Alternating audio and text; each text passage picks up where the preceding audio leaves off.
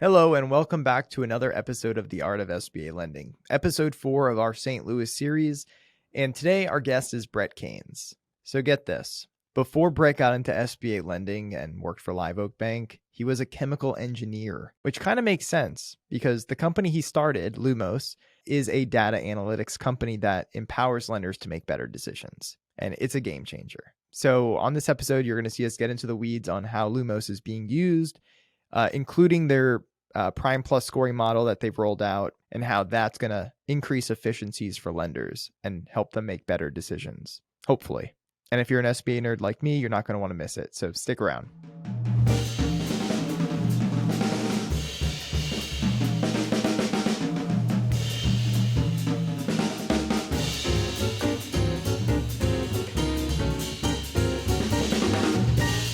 So if you've been listening to this podcast for a while, you've probably heard me ask countless SBA leaders about the biggest challenges that their shops face. And there's one answer that's been given over and over again, and that is, we can't find enough SBA talent. And when we do find them, we can't afford them because the salaries have skyrocketed. Somewhere along the lines, banks cut their training programs, fewer people were able to enter the industry, and folks started aging out. And now our industry is facing a talent crisis. And at the same time, our industry is growing. New shops are popping up every day, and there's just not enough people to go around. Now more than ever, we need an injection of new talent, not just to process the loans, but to pull our industry forward into the future with fresh ideas. This is why Shatterbox was created. Shatterbox is resurrecting the apprenticeship to solve the talent gap in SBA lending. Shatterbox is an in-depth 12-month apprenticeship where new SBA talent can absorb the skills needed to be proficient in our business with one-on-one interaction, Fortune 100 level e-learning at their fingertips, and a roundtable of SBA experts on standby to provide technical assistance. If you'd like to participate, visit shatterbox.io and sign up to receive more information. It kicks off this fall and space is limited. I'll leave a link in the show notes. Now on with the show. I want to kind of start with your background. And, the reason you're here is because Dustin Baker, our mutual acquaintance, kind of made the connection. So I know very little about you and what you're doing. I've kind of done some research. I have an idea, but I'm really interested in hearing everything that's going on in your life and your background. So it's always going to be actually genuine curiosity, which I think makes for the best podcasts. So let's start at the beginning. Just how did you get into SBA? Yeah. Well, I guess first of all, I'm really glad Dustin introduced us, and I think some of the stuff Shatterbox is doing is really cool. Sort of a new concept, and I really like that for those guys. So my background, I got into SBA back in 2007, and prior to that, I wasn't even in banking, and had been an engineer prior to that. Had the good fortune to meet some folks that had been in banking for very long careers, Chip Mahan, Lee Williams, and getting to know the two of them and really seeing their passion for lending, their passion for banking, passion for SBA, made me very interested in it. And it really kind of went from there. So that was 15, 16 years ago. So you were an engineer? Yeah. What kind of engineer? I was a chemical engineer.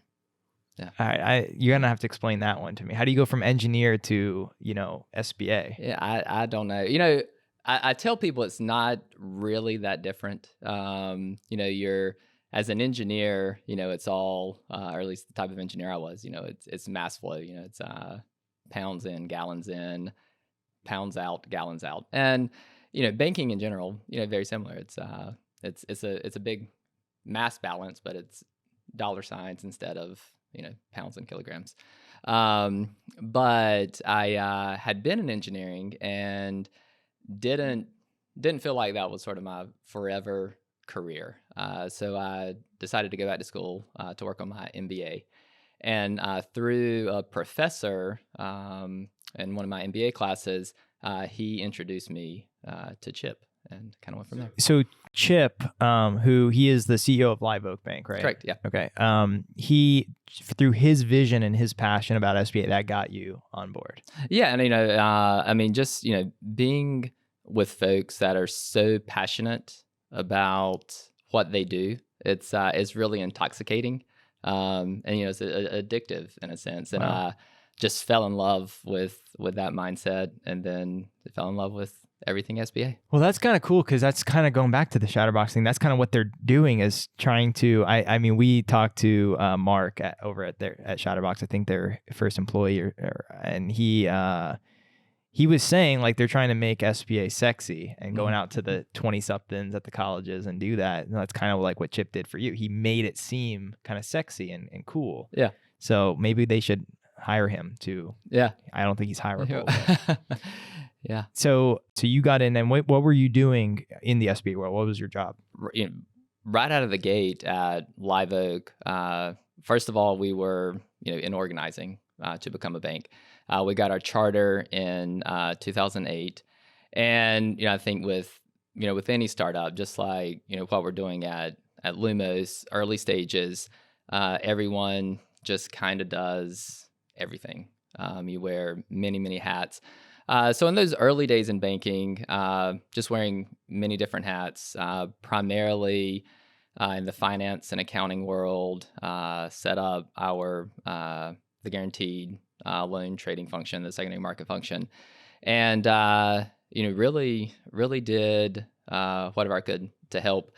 And then fast forward a couple of years to 2011, January 1st, 2011 is when I became CFO there. So that was sort of an expansion of that finance and accounting type work I'd been doing. Well, it's a really unique situation that you got yourself in, and I guess you were living in Wilmington. Correct. Yeah.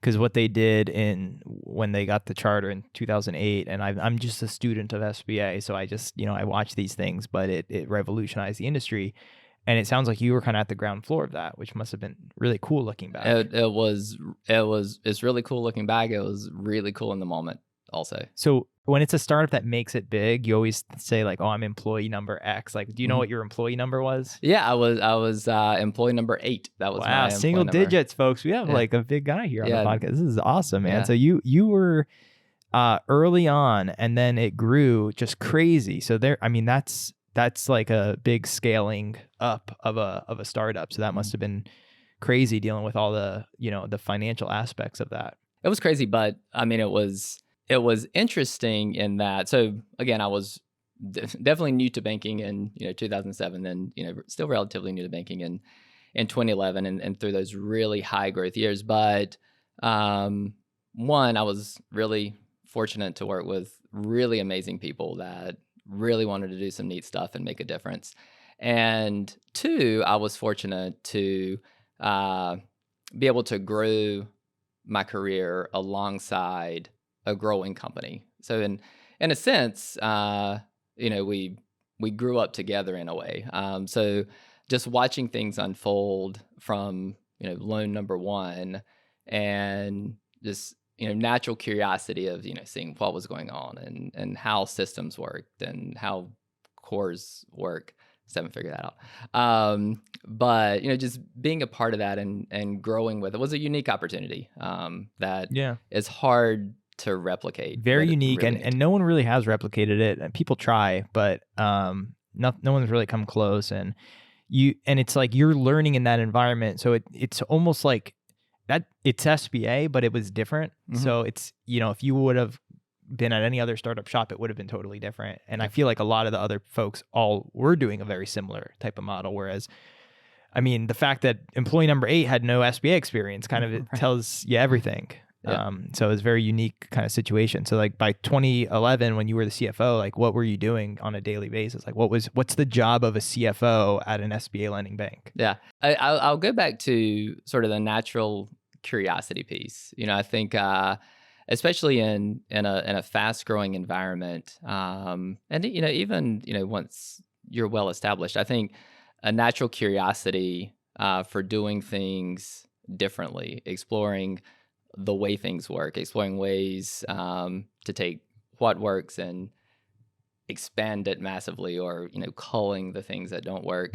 I think is important in any role, but fortunately back then, being around people with that mindset of let's really push into what can make a difference and where we see opportunities for success, and not focus on things that we don't think can change or make a difference.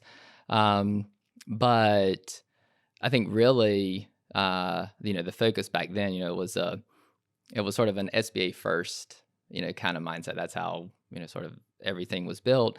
And you didn't, there wasn't, that I'm going to use the word baggage, which, no negative connotation there, but, we didn't have a lot of, baggage of other, things that had been established 20 years ago that we were living with and trying to undo. So it was just this fresh new start, into the world of small business lending. It was really neat.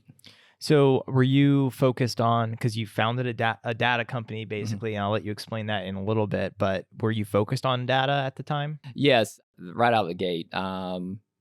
Maybe, from being an engineer, looking at data was always very important to me. And again, seeing, what are the trends that led to this?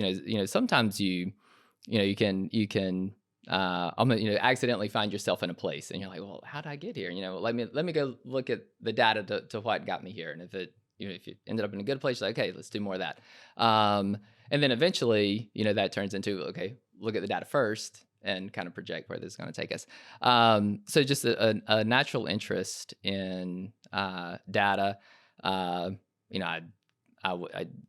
then it was, I would just naturally track things that I was interested in, in an Excel spreadsheet, and just, keep it along the way and, kind of look at it so it made sense. And then sort of as, technology started changing, one of the earliest things I did as CFO is I hired a data analyst, which, back then, I think it was 2012, that's not something banks were, especially SBA lending shops, are really pouring themselves into, was data analytics.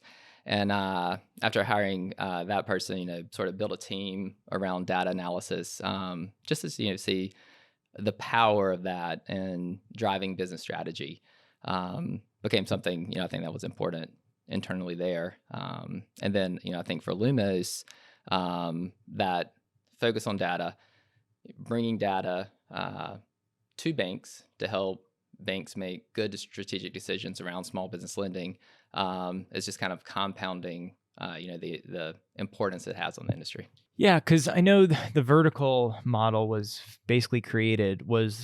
Did you use data to decide what verticals to go after? Yeah, so a little bit of a hybrid. So initially, we started with a vertical approach based on a couple of founders at the bank had experience in veterinarian lending. Mm-hmm. And so, that was going to be a focus. And it sort of expanded from there. And, initially, a lot of it was through folks that people at Live Oak knew, board members, knew folks that we had a board member who had a good family friend in the pharmacy industry. And just through that interaction of saying, independent pharmacies are often not understood in the traditional small business lending sense. And, Live Oak saying, okay, well, if others aren't taking the time to focus there, maybe that's a place we could be. So, some of it was connection like that. And then ultimately, yes, using data to build a strategy around identifying industries that perform well, but maybe no one has no financial institution has a grasp on yet. So you can go and make a presence there. Is it as simple as just looking at the SBA failure rates? That's a piece of it, but no, there's other. I mean, you have to, you start with that. You want a good credit quality industry, but there's industries that, just looking at the industry may not have the best historical credit performance, but within that industry, whether it's by loan size or some other component within that industry, you can find a really great opportunity. So, sometimes it's about knowing, even though you're still in a specific segment, knowing what to avoid and then focusing on a component of that larger segment that works. So like drilling down deeper and kind of doing more predictability Exactly. going forward based on that. Yeah, because I've been in lending for 12 years, and so I could tell you that a lot of the decision making process is based on walking through a business owner's factory and seeing if it's clean, and how strong their handshake is, and did they look you in the eyes, and asking the BDO, well, do you like them? And you're taking a slightly different approach, looking at data. Slightly different, yeah.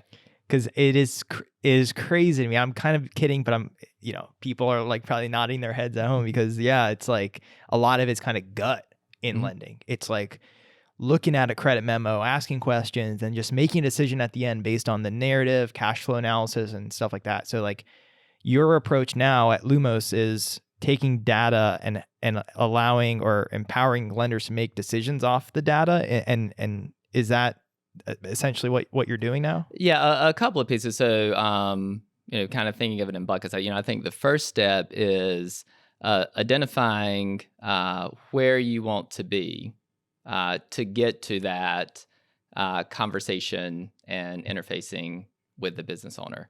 So, making sort of a strategic plan around what you want to do. So, sort of a precursor to what you had just said with, talking to the owner, looking them in the eye, seeing your gut of how they're going to perform. But, that's still there. This just comes first to say, hey, that's where I want to go. So that's sort of one piece that our data sets through dashboards and visualizations and really easy filtering allows you to drill down to. A second piece, and we're working really closely with Lenders Cooperative on this loan origination system, is embedding a small loan scoring model. So for loans less than $500,000, where historically it's been cost prohibitive or very inefficient to have, fly out to meet someone to give them a $75,000 loan, that's cost prohibitive. And so we've worked to create this score embedded in that system that allows a better assessment, a quicker assessment of those smaller dollar loans. So you can gain that sort of efficiency to make it a viable, business unit within a bank. This is separate than the SBA score. So this score is called Lumos Prime Plus. It's your own proprietary score. It's our own proprietary score. Yes. Does the SBA or what's it called, the SBS or whatever that there's an SBSS. SBSS. Yeah. Does that impact your score? It doesn't. It's separate from totally that. Separate. Yeah. Okay. So is the idea to be able to have computers decision your deals for you? To say like, this is, if you just say I want my risk to be 7.5 out of 10, can it just automate all that? Yeah, so I would probably think of it more as, so our model, Lumos Prime Plus, it's an expected loss model, so it can fit whatever the risk tolerance of a bank is. So if a bank says if Lumos Prime Plus says it's 1.5% expected loss or less, roll with it, and that's sort of that automated feature. That you just referenced. Yes. But, depending on your credit department, it says if it's, if the expected loss is higher than 6% per Lumos Prime Plus, don't spend another second. Okay. Just know when it's not the right deal for your credit group. And then in between there, you've got the automated portion. We've given you an expected loss of this loan based on, it looks at geography, what the unemployment rates are in that geography, which has a big impact on expected performance. Looks at the industry it's in, how those industries have historically performed. Looks at the loan size, how loans in that industry, in that geography of that similar loan size have performed historically.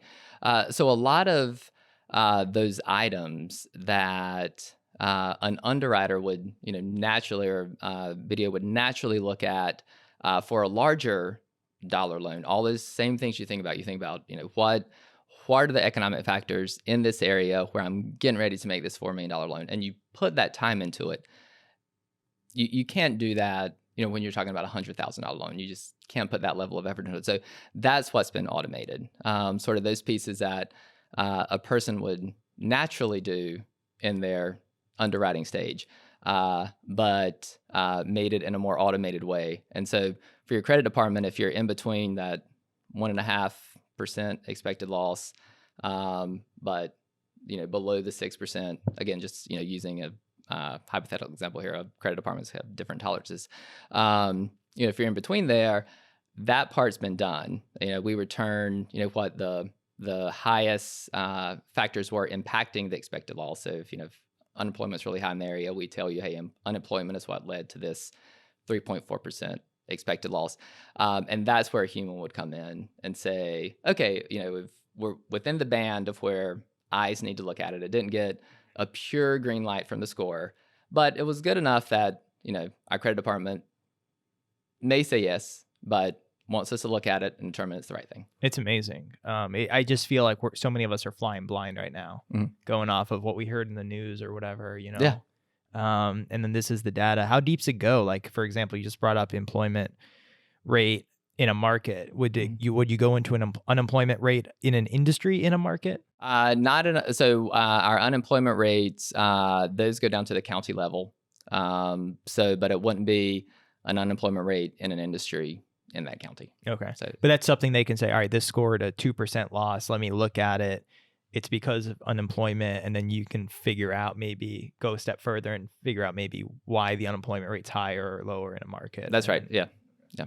And, there's, some industries perform as well, or sometimes even better, in rising, unemployment statistics. So, those cases, exactly what you said, takes eyes to kind of figure out, okay, is this something we still want to do? But, a lot of that manual work has been done for you. So you're not just pouring cost into a smaller dollar loan, right, which is why, they've been avoided historically. So really trying to open up the ease of making those smaller dollar loans. Well, that's the last piece of the puzzle, because you can charge more interest rate now to make up for some of the cost.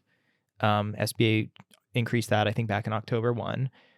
Remove the guarantee fee. So now borrowers can afford it. And then the missing piece has just been the processing of it all. Right. And now you're helping solve that gap. So that's awesome. I want to back up for a sec, because you were at a prior company for many years, like 15 years or something like that. Yes. Which, by the way, that's a long time to be anywhere these days. Like, what's the secret to keeping employees? Because now you have employees. So what's the secret to keeping employees long term? Yeah, to go back to a Chip for a minute. Chip would always say, take care of employees, they'll take care of your customers.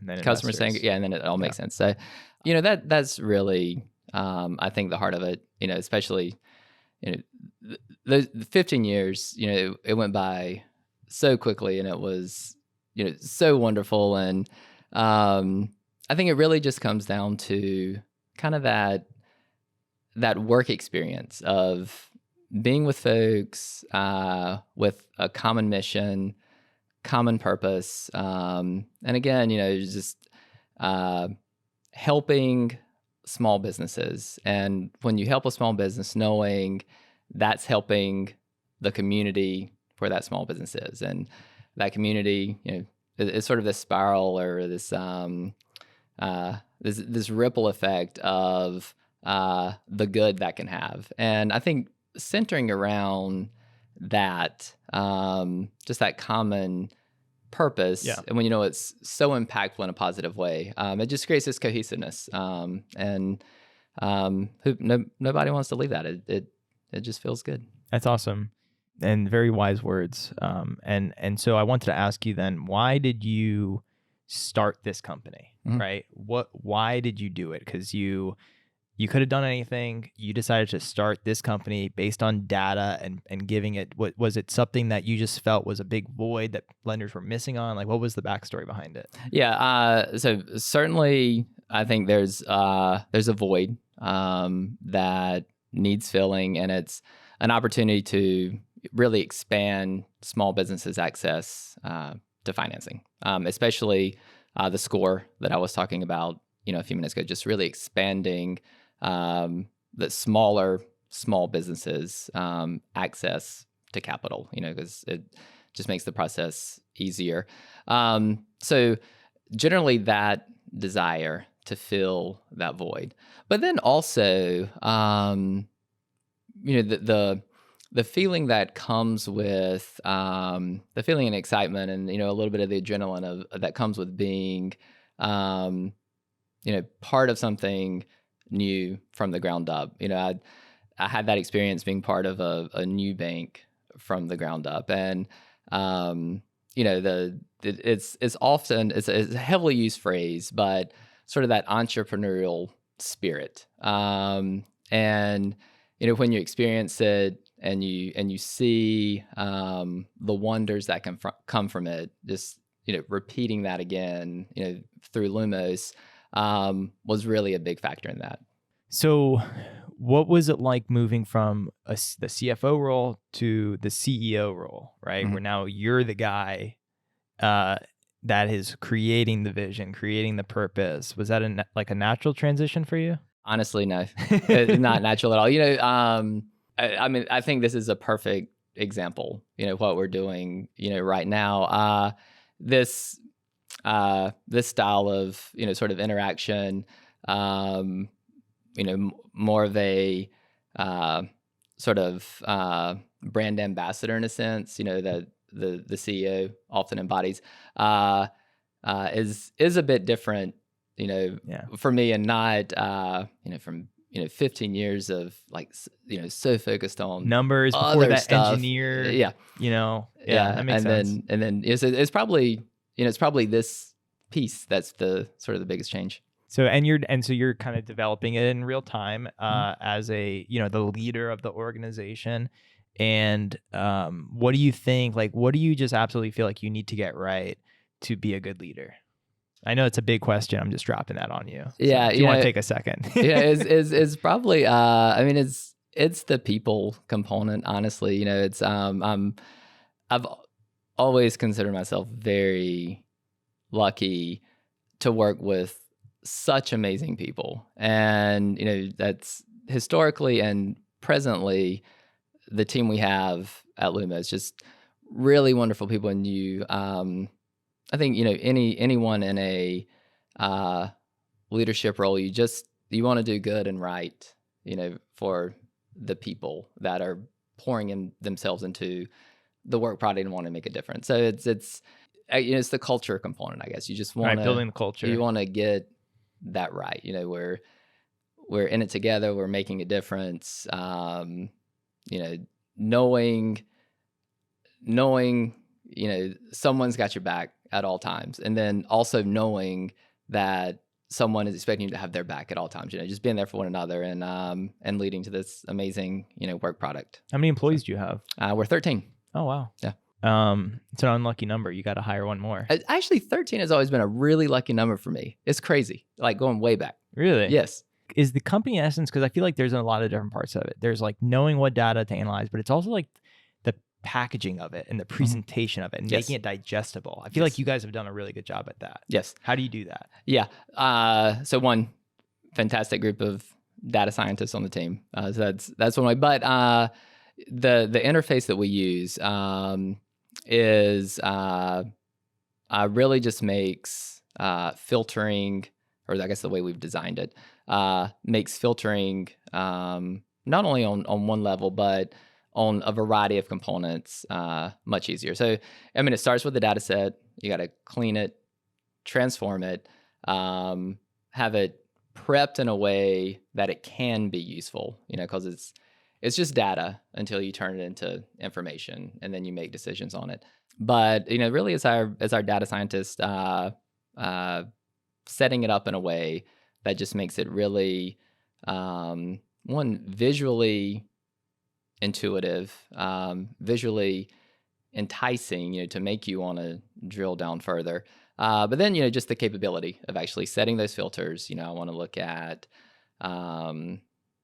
this type of business, this type of industry in this area, loan sizes in this amount, and so on. So tell me about the, because franchise lending is a big part of SBA, Mm-hmm. and I saw something with a FranData partnership. What's that all about? Yeah, so FranData, a wonderfully respected name in the industry, great source of franchise information, and similar to kind of what I was just talking about with our the dashboards and visualizations that Lumos has, really just bringing the power of those two things together. So this deep franchise lending expertise housed at FranData, combined with the data delivery, how you consume data expertise from Lumos, and then also on top of that, credit performance metrics from historical SBA lending to franchises that we've put in there as well. Really gives a sort of a cohesive lending credit picture to franchise lending. But it's been a really cool partnership. Super excited to work with FranData. Do we have any data on the impact that your data is having on lenders' ability to make loans? Yeah. Not yet. We have, I think, so far, the banks that we've worked with, we have anecdotally, how they've used it, what they've done with it. But, I think one thing you want to be careful of, and we make sure of in our data sets, is making a decision on a limited set of data. You wouldn't want to make a decision to kind of to your point about newer franchises. The more you have, the more informed decision you can make. So I'd say for us, as a startup, as we move forward, I think the more data we collect on what we're doing, we can. I can more confidently answer the question quantitatively, the impact. Because it's been like a year now, right? You've been doing this for 2 years. A year. We started a year and a half ago, and our first, sort of version 1 of the dashboards and visualizations, I think, rolled out last about a year ago, about 1 year ago. Okay, yeah. And then Score is just really starting to ramp up.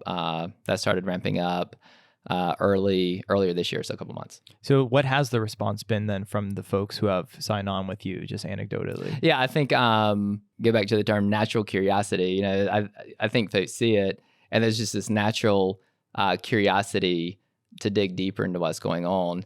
And in one very specific case, a bank looking at sort of the parameters they had set, for themselves. I won't get too deep into it, but the parameters they had set for themselves, just being inconsistent with what was in the market, and that sort of giving them the freedom to sort of relax a little bit. They had been a little restrictive to the point that where they were missing opportunity. You don't want to go too far the other way and open yourselves up to more risk. But if you're inconsistent with the market, you're going to miss opportunities that you otherwise could be getting.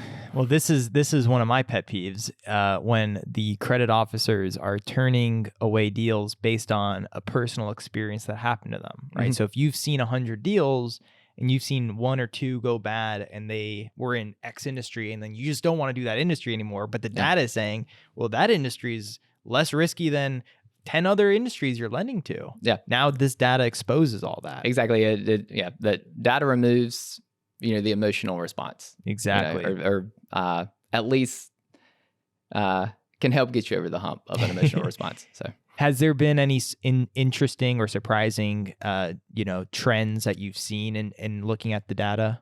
Just recently, one of the most interesting things that I've seen, sort of, a bit of an eye opener of once you start digging into the data, what's in there, and how's it going to change the way you think about things. But a lender, credit department, they see a dental loan. Their natural reaction is, oh, it's a dental loan. It's going to be a good loan, and the credit history or historical credit performance certainly supports that. Compared to oftentimes a restaurant, a limited service restaurant will come up, and the natural reaction can be, oh, restaurant lending, there's so many restaurants in town, and there's sort of a higher risk that that people associate with that than compared to the dental loan example I just used. But digging into the data, sort of a very specific example, if you look specifically at Jimmy John's, limited service restaurant, Jimmy John's, historical performance, it's actually pretty similar to a dental loan. So, those two show up on your desk. Your natural reaction might not be, oh, these are exactly the same risk. And, a lot more goes into it. But, seeing that, and you think to yourself, okay, so there's components of things I can see that has risk characteristics of things I really like, but I can do this also. I mean, it makes perfect sense. I mean, I don't know how much of the market is using you, but like, why wouldn't a lender use you? Like, I don't understand why anyone would not want to have this type of data at their fingertips. Yeah, just to totally agree. It's like I mentioned before, just expanding financing opportunities for small businesses. We would love lenders using this for that purpose. Let me expand what I'm doing. That's the exact intent of it. What about starting up? Like, what if I wanted to start up a shop and I came to you? Is there any way you can help me decide on my credit parameters? Yeah, absolutely. So we do have for newer shops, maybe not ready to go full in on the dashboards. We do offer advisory services. So if there's something particular someone is interested in, just putting together a package of possibilities and historical performance, ways to think about it. So yeah. Okay, that's very cool. Did you ever do any sort of financial work on selling loans for fee income premium versus holding loans? Did you ever run that type of model? Yes. So we in our dashboards, we have quite a bit of prepayment data.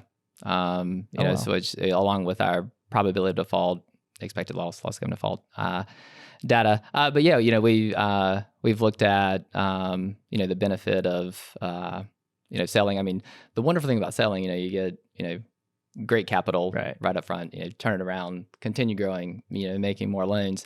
But you have to be mindful of the trade-off. There's a break-even point, and holding the loan if you've got capital to support that.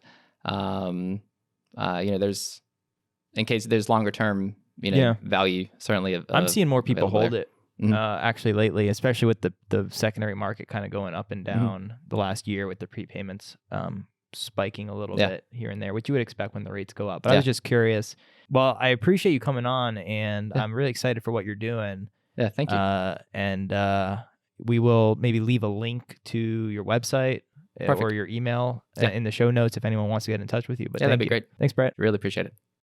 All right, that's it for this week. Don't forget to subscribe to the podcast so you never miss an episode of The Art of SBA Lending. And if you have any feedback or suggestions, email me at ray@artofsba.com. Until next time, ta-ta.